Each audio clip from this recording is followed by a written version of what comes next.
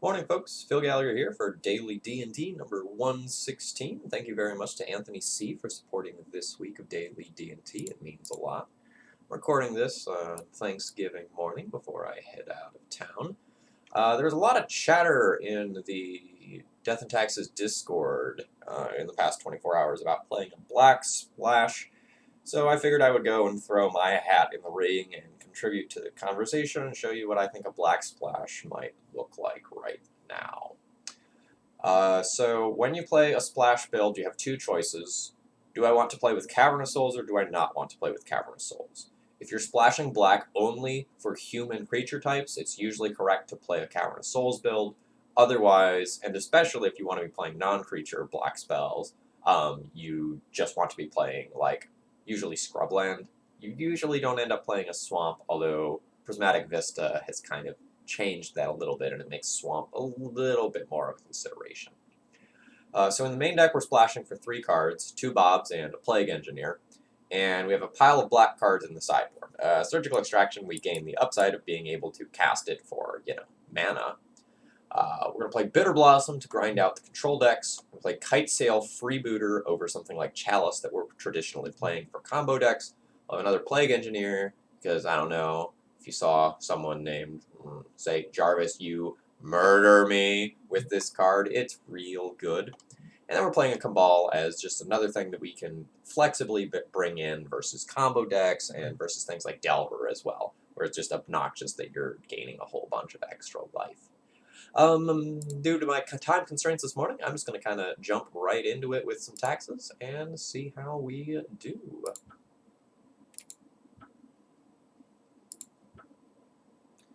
Been having a lot of fun with Legacy right now.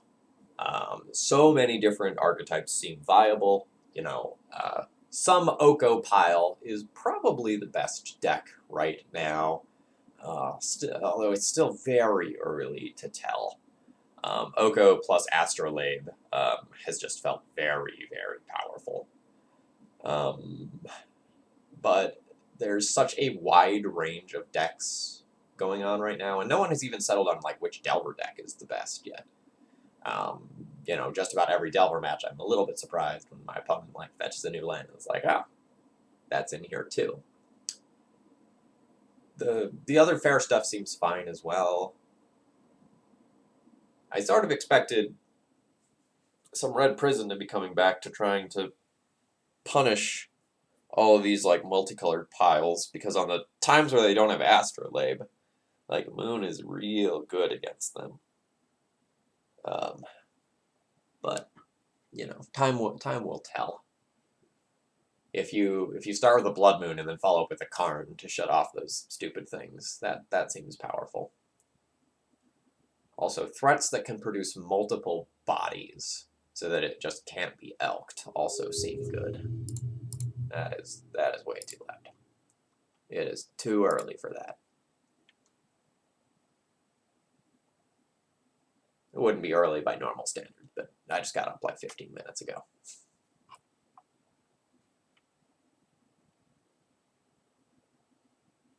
Alright, we have a solid hand here against a variety of decks. The Batterskull's kind of dead, and the Flicker Wisp isn't amazing right now, but like our core of Mom, Thalia, Port, and 2 other supporting lands is pretty strong.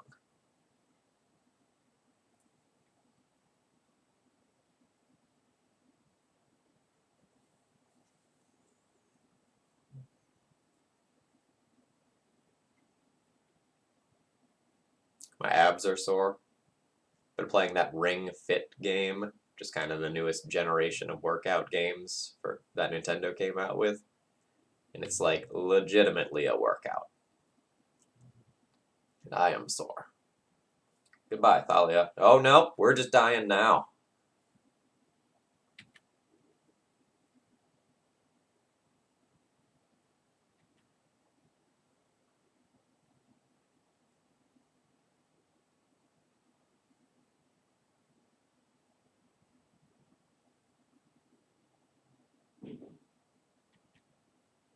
Is this a deterministic Past in Flames kill? What's Storm count? 1, 2, 3, 4, 5, 6, 7, 8. No.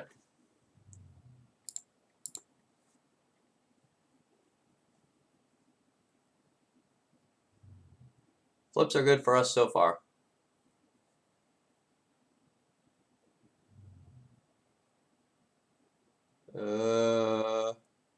They need a dark ritual, and then I'm dead.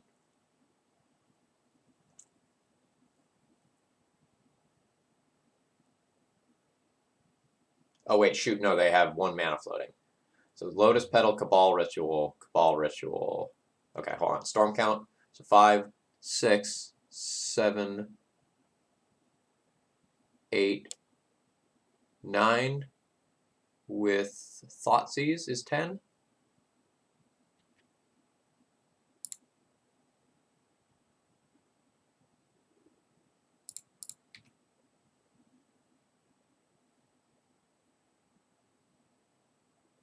They can also just Infernal Tutor for another Cabal Ritual, so I am dead. It's just 100% at this point, so I'm going to concede rather than show what archetype I'm on. Alright, good stuff from the opponent here. Cabal, get in here. I'll probably Plague Engineer on Goblins. Freebooter can get in here. Surgical can get in here. Rest in Peace and Prelate can get in here. So since I'm not playing the Chalices that I'm normally playing in a traditional white build, we are going to be a little bit softer than normal to Ant. But we'll make the best of it. So obviously we're going to start by kicking out Swords to Plowshares and Jitte. That's been my starting point for a long time, as well as Jailer. I usually end up trimming at least 1 Wisp, sometimes multiple Wisps. And if I had like Atomic or other bad flex slots, I would be cutting those as well. I'm going to need to make 2 cuts beyond this. I can see myself trimming a Stoneforge Mystic.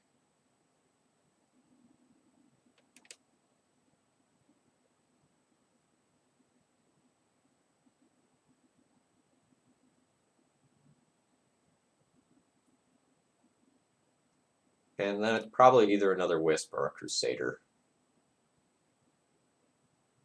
Both can do things, but they're not the most impressive things. I could also go down to 23 land, but I'm less inclined to do that when I'm trying to cast like some disruptive black spells.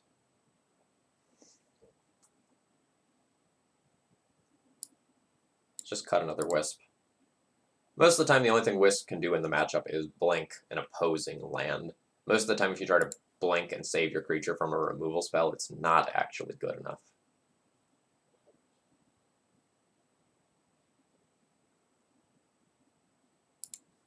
Alright, I'm going to keep a hand that looks kind of medium, but I think is fine.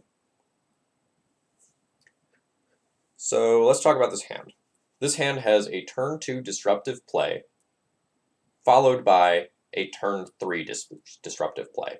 So this is Recruiter for a Thalia or another 2-drop disruptive play. So I think this is fine. I don't think it's great,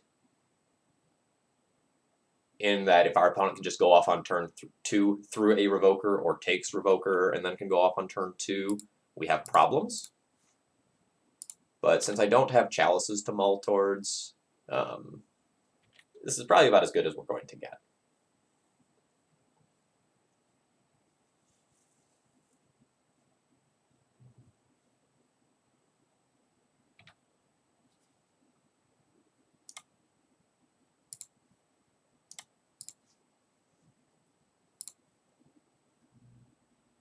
Actually pretty happy with that draw.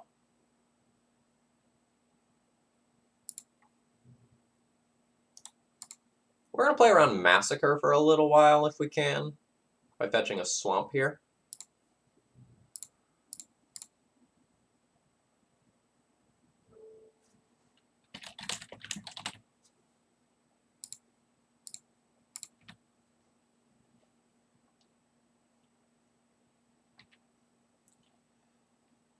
We won't do that next turn unless we also draw something like a port or a wasteland. But if I can play around Massacre this entire game safely, I will.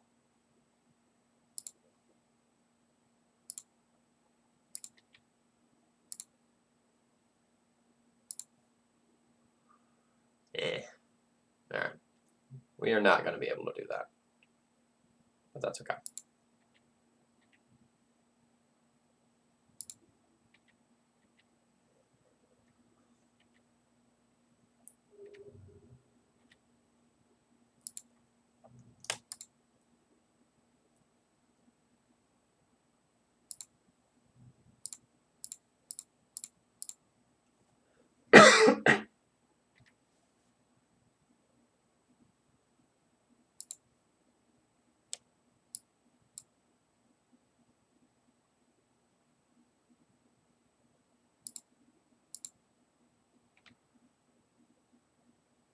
If my opponent fetches, I'll put Thalia in response. Otherwise, I'll put Thalia in during their upkeep.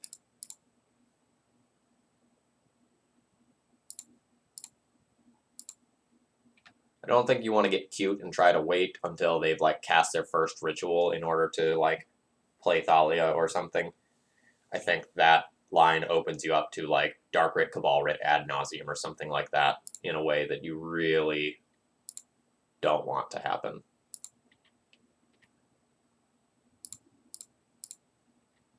So note here, now we have Aether Vial plus Thalia with Mother of Runes backing it up. So I just don't want to tick this vial up or tap down my Caracas. So we will just play out another Aether Vial here.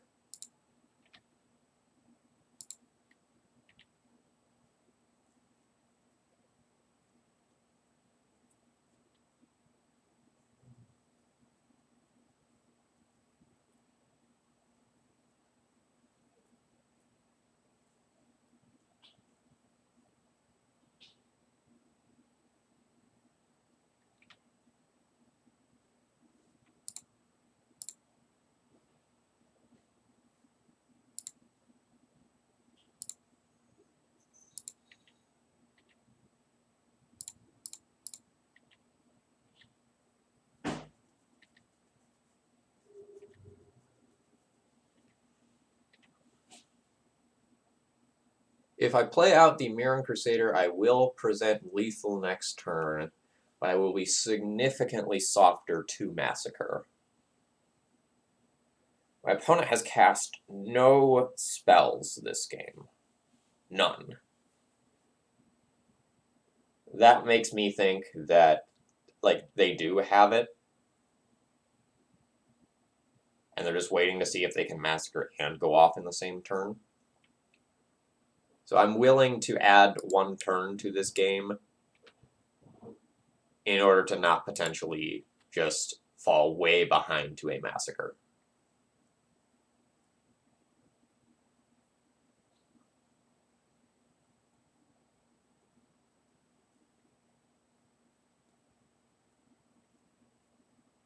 I already have 5 damage with protection showing, multiple protections, multiple layers of protection on the Thalia, in fact.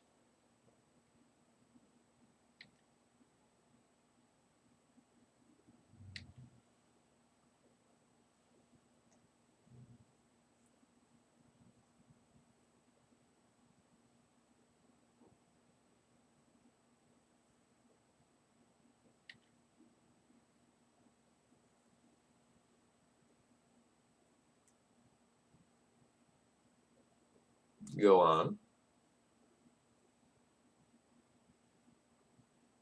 Yeah, duress is fine.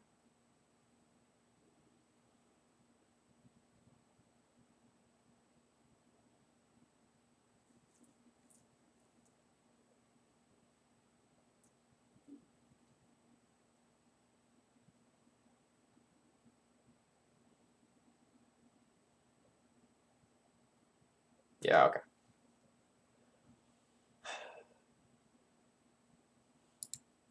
Little curious about my opponent's hand there, kind of just given how they played that game. What did they have that made them want to keep that game? Did they just have a turn 2 goldfish if I didn't have anything? because there was not a single cantrip that game. They weren't playing out artifact mana ahead of time to like play towards like beating a Thalia out on board. I'm just a little confused about their play pattern.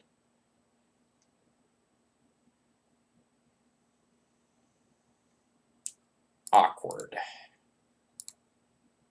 1, 2, 3, 4, 5, 6, 7, 8, 9, 10. 10 out of 53 hits in 3-ish draws to have an absolutely insane hand. Yeah, I'll keep that. It's mostly because I have 2 pieces of active interaction, one of which will come as a surprise to our opponent, and simultaneously this hand also lets us play around Massacre.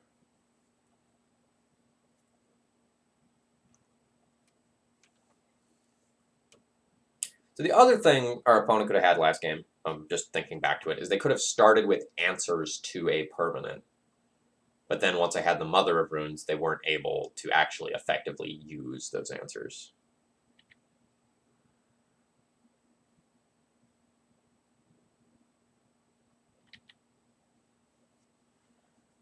Alright, so they can Thoughtseize me, take my Surgical, and then try to go for it next turn. Off of 5 cards, though? That might be hard. You could potentially Adnaz next turn, but I don't think they can just, like, outright combo kill me.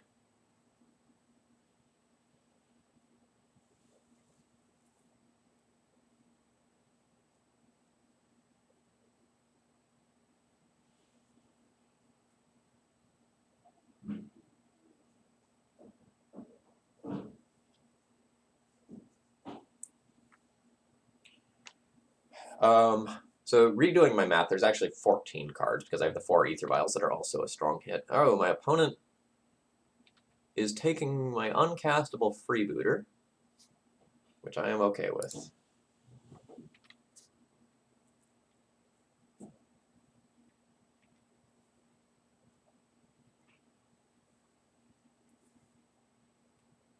that might mean that they are going for a non-graveyard-based kill. Just kind of given the texture of my hand.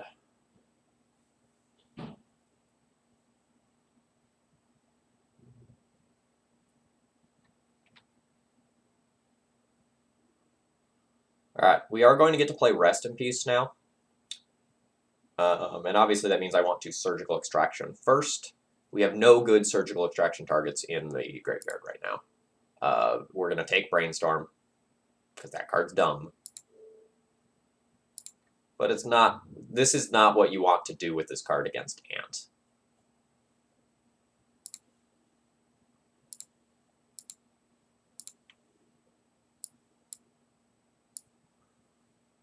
Okay. Alright, so my opponent does have Chain, 2 Echo, 3 Echoing, and Massacre as answers to my thing. My opponent also has Wishclaw Totem.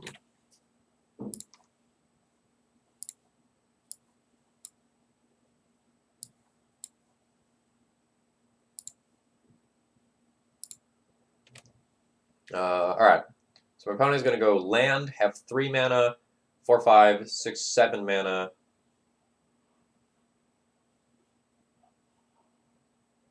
So they cannot just Infernal Tutor for empty next turn.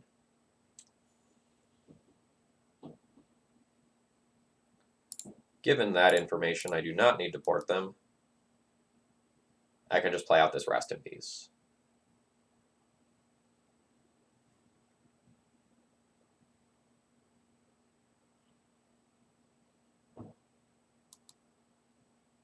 Oh, shoot, no, it's 7 mana. 3, 4, 5, 6, 7. Down to 5. Infernal Tutor. Oh, shoot, no, they can Infernal Tutor for Adnaz. Might have been better to port them. No, that would leave them at 6 instead. They could just Adnaz anyway. Yeah, no, playing the Rest in Peace was right. I just derped when it came to math. Also, they can't Infernal Tutor for empty. They don't have the red sources currently. So this will be an ad nause for 16, and they're going to need to try to kill without using the graveyard.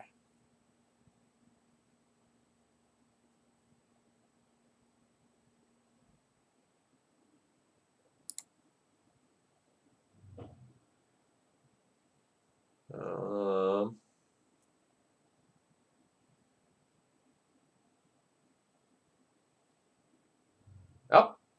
I mean, we'll take that.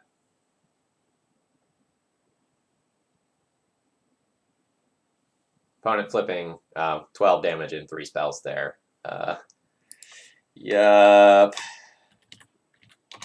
Jeez.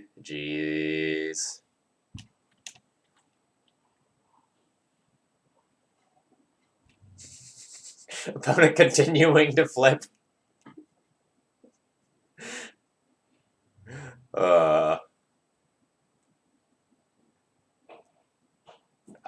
I understand the hatred. Let's, for giggles, see.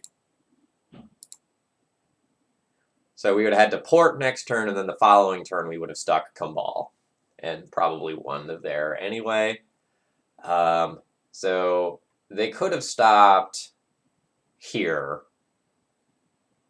Thought seized my Kumbal. And then tried to put together, oh no, stopping there is actually pretty bad. I think you do have to keep going. So the issue is that since they can't use the Path to Flames, that's just a dead card. And if they stop at this LED, later they have just like a +1 mana card, a Thoughtseize, and a Ponder. Yeah, I think they have to keep going and go for the kill once they've like flipped this, because I think it's very bad for them from here on out. All right, folks, I'll be back tomorrow for more.